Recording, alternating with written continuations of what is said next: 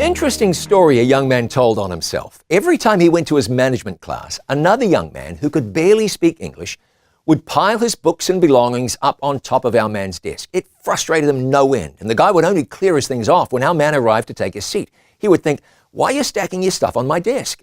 But one morning when he was running late, he noticed someone else approach his seat and try to take it. That's when the guy with the terrible English said, "I'm sorry, my good friend sits here." It was then that our man realized the other guy had been stacking his books on his desk to save it for him. He was being friendly, but our man was so engrossed in himself, he didn't notice the other guy being considerate. He just chose to be annoyed. We ought to not rush to judgment, but try to understand another person's actions. The two men went out to eat. They got to know each other, and of course it was an enriching experience for both of them. The RSV renders Romans 12:10 like this: "Love one another with brotherly affection. Outdo one another in showing honor."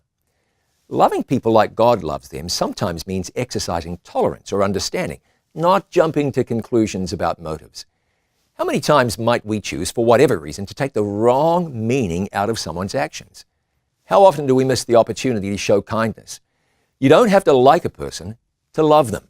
You don't have to understand their customs or their idiosyncrasies. And if you don't, it's always better to try to be understanding.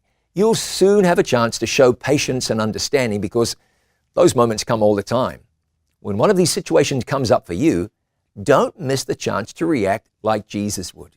Here's a young man going through life thinking about what you decide, he had been, when all along he could have covered himself in kindness. Make sure you do that when the opportunity comes. I'm John Bradshaw for It Is Written. Let's live today by every word.